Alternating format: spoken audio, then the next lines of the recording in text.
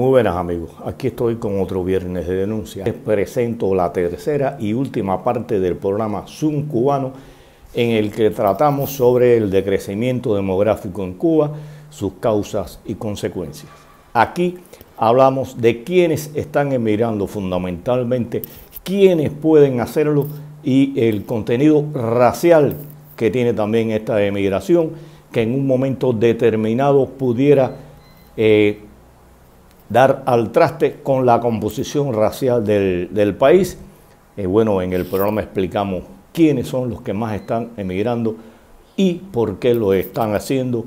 Y todo esto, señores, es una plena responsabilidad del Partido Comunista de Cuba y actualmente en manos de Díaz-Canel y el buró político, que poco a poco siguen hundiendo al país, siguen matando al país desde todos los puntos de vista, y ante la historia tendrán que responder por lo que aquí han hecho. Espero les guste esta última parte del programa. Tengo una pregunta Sí. es el que un poco conversamos en otro programa, Pedro, y que a mí es un tema que me interesa, siempre me interesó, no sé por qué, que es los hijos de, ¿no?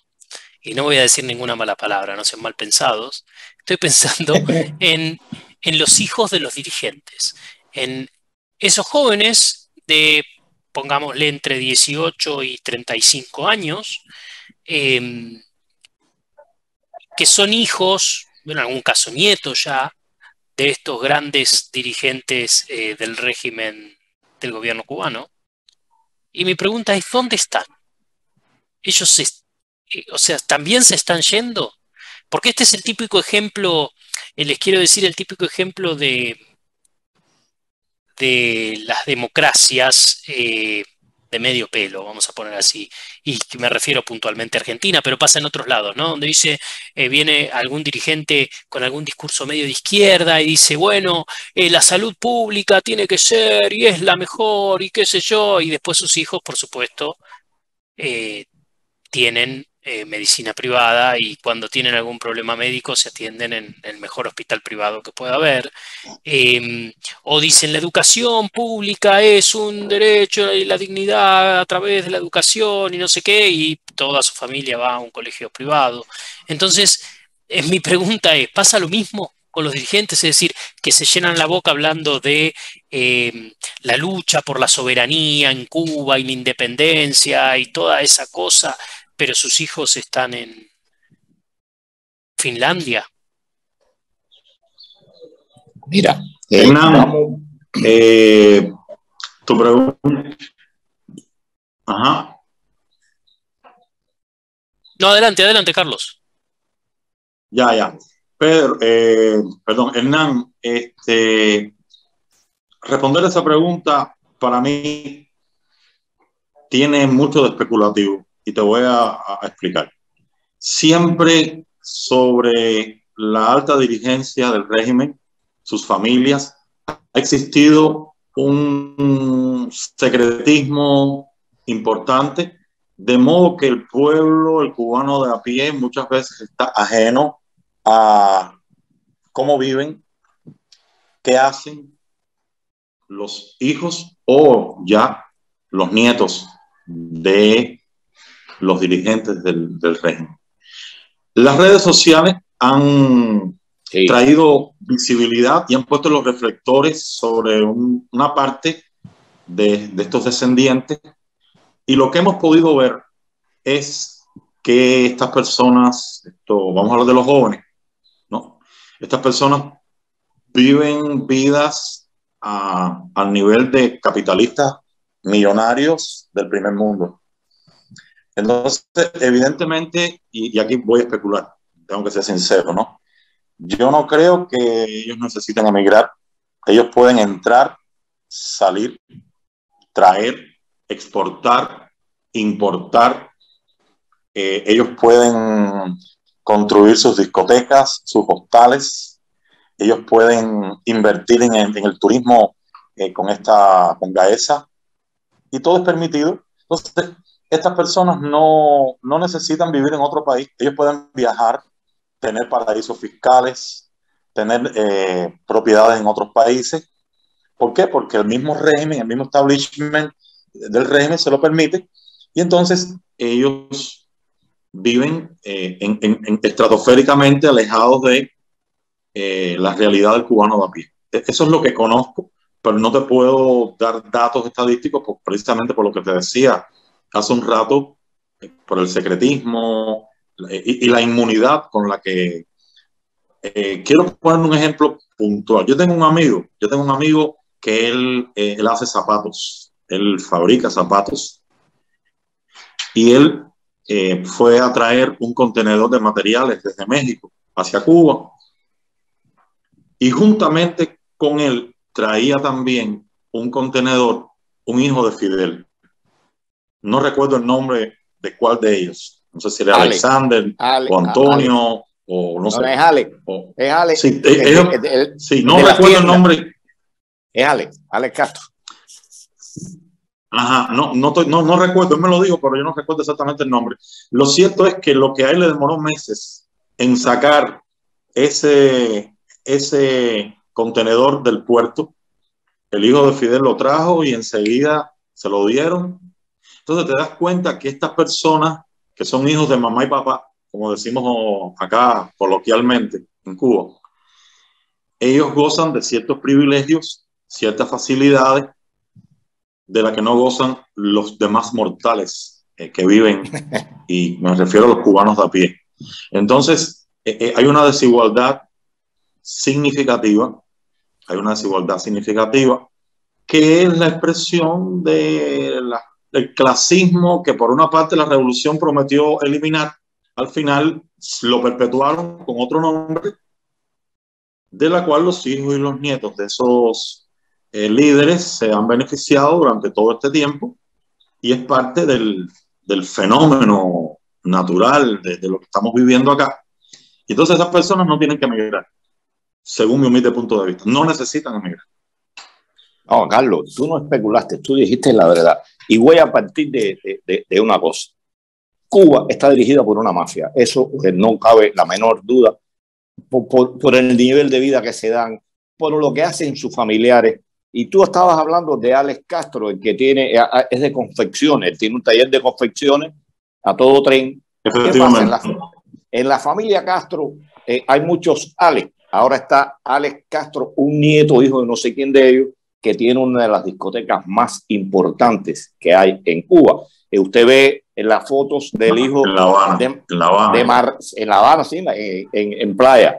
Usted ve las fotos del hijo de Marrero en yates. O sea, no necesitan, como tú dices, irse del país. Quieren estudiar una carrera de lo que de cosmonauta, y van a Inglaterra, van a Francia, van a Alemania, y tienen en Cuba las mansiones que heredaron de la alta burguesía, porque en Cuba se sustituyó una burguesía por otro de acuerdo a los niveles. Había los de medio palo, como decimos en Cuba, en el casino deportivo Coli, y así fueron ocupando las mansiones. Y no les hace falta eso. ¿Quieres estudiar inglés? ¿Dónde lo quieres estudiar? ¿Quieres pasar vacaciones? Pasas vacaciones. Mi hija más chiquita, Xenia, tú la conociste. En un momento determinado tuvo vínculos con estas personas, amiga del Cangrejo, amiga de la hija, de la hermana del Cangrejo, los hijos de López Calleja. Aquí, o sea, entró en ese mundo por un novio que ella tuvo, que el padre tenía cierto nivel, y las cosas que me decía eran increíbles. Cuando aquí en Cuba tener un teléfono celular era un lujo, esos muchachos tenían el teléfono celular y se metían 3 horas hablando por teléfono. O sea, no necesitan irse del país. Nunca hay algunos que se han ido, tal vez porque vieron que les faltaba libertad. Pues está el hijo de Ramiro Valdés, el pianista, vive fuera. El hijo de Almeida, no sé si Alina, Fidel. O sea, hay unos cuantos que están fuera. No sé si es porque se le acabó la comida, como decimos acá, o que dijeron, bueno, aquí yo quiero más de lo que tengo, pero no necesitan emigrar repito, para mí son mafiosos porque hacen en este país lo que quieran, y después son tan cínicos que hablan de humildad, de igualdad, como hace poco dijo Díaz-Canel que en Cuba todos éramos iguales. Lo que pasa es que algunas personas, como ellos, el pueblo las elegía para que dirigieran.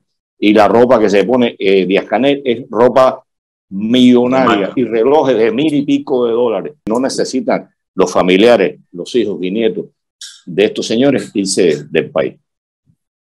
Hernán, respondiendo, añadiéndole a la pregunta que hiciste, los jóvenes que se están yendo de Cuba son los hijos del cubano de a pie. Bueno, o sea, y asociada a esa pregunta me surge otra, que quizás no tengan la respuesta, habría que ver los números, y no sé si los números lo registran, que tiene que ver con el factor racial. Me pregunto, ¿se están yendo más blancos que negros? ¿Se están yendo más, eh, no sé, de una... Ustedes hablan de las condiciones económicas de quienes se iban, ¿no? Que no son las de las personas menos pudientes. Puede que no sean las de los más pudientes porque tienen todo resuelto, pero hay una especie de clase media, si se quiere, que tiene cierto acceso por tener algún familiar y demás. ¿Ustedes tienen algún dato, alguna eh, evidencia, aunque sea empírica, que les lleve a pensar que hay algún elemento racial en la emigración? Mira, en Cuba se dice... En el caso mío, no tengo elementos para determinar étnicamente cómo se está comportando la migración. No, si pudiera decirte que aquí se está yendo todo el que puede. Todo el que puede, independientemente del color de su piel. Acuérdate que en Cuba, Cuba es definida como un país de mestizaje. O sea, en Cuba hay negros, en Cuba hay blancos, pero lo que más predomina en Cuba es el mestizaje, como en muchos países de acá de América, ¿no? De América Latina, América del Sur, el mestizaje es predominante. Y a vuelo de pájaro, empíricamente, como tú decías, a mí me parece que no hay, o sea, el factor racial no determina para nada la migración. Se está yendo todo el que puede, personas incluso que conozco, que son personas que tienen dinero, que tienen cierta solvencia económica, se están yendo también. Entonces, me parece que el asunto pasa de ser un asunto puramente económico a un asunto, como decía Pedro, de esperanza, de derechos, de libertades. Personas que tienen familiares en los Estados Unidos, que viven aquí bien, precisamente por esa remesa, se están yendo también. Entonces, no me parece que obedezca, Hernán, a una cuestión racial o de poder adquisitivo. No me parece. Y repito, es empírico lo que te estoy diciendo. Yo voy a ir también a lo empírico. En Cuba se dice que se eliminó el racismo. Mentira. Ni el racismo, ni el juego. Todo eso son propagandas de comunistas. Y el deseo de irse está presente en todo. Y como dice Carlos, todo el que puede. Pero que generalmente que mejor posición económica heredó en esta sociedad socialista fue el blanco. Yo vivo en el Casino, un sitio, como decía, de la pequeña burguesía, y hay mezcla racial, pero la gente, vamos a decirle como para no, los descendientes de africanos, los afrocubanos o los cubanos africanos viven en bloques de edificios, viven en ese tipo de viviendas que construyó la revolución. Las casas buenas del Casino en un 98% está de blanco. Usted se va a Coli y es de blanco. Y para emigrar, como tú decías, hay que tener dinero. Este tipo de emigración hay que tener dinero, hay que vender la casa. Y un edificio de micro no tiene el valor que tiene una casa. O sea, está influido no por el deseo de cualquier tipo de persona, sin importar la raza, de irse del país, sino un poco la posibilidad de adquirir esos 10.000, y si es una familia son 15.000, 20.000, 30.000, y los blancos en Cuba seguimos viviendo como promedio mejor que los de la raza negra. Es lo que te pudiera decir, y no sé si Carlos quisiera tocar algo con lo que acabo yo de decir. No, evidentemente, cuando tú vas a ver, por ejemplo, los cargos de liderazgo a nivel municipal, provincial y nacional, cargos importantes, prefiero, desde el punto de vista político, administrativo. A lo largo de los años se ha visto, incluso a nivel de Comité Central, Buró Político, Consejo de Estado, Consejo de Ministros, sí, se ha visto históricamente un predominio de los blancos, cuestión que ha producido que algunos hayan cuestionado el supuesto igualitarismo que siempre se ha defendido entre el blanco y el negro, etcétera. Y sí, eso es algo que siempre se ha cuestionado. Y si le añadimos a eso el testimonio de algunas personas de la raza negra que lo han dicho, o sea, Manuel Cuesta Morúa, nuestro amigo Manuel Cuesta Morúa, yo creo que es una autoridad que pudiera explicarnos con evidencia histórica, vivenciales, el tema del racismo dentro de Cuba como una cuestión que no se ha podido superar. Y sí, yo he leído cosas que Cuesta Morúa ha escrito y otros autores sobre el tema que son interesantes y que demuestran que lo que ha pasado con el racismo en Cuba ha sido un cambio de paradigma, pero está latente la cuestión de la diferenciación entre negros y blancos a la hora de poner en sus manos ciertos pactos de confianza importantes, etc. Mira, voy a dar un pequeño dato porque yo hice hace un tiempo un trabajo sobre esto.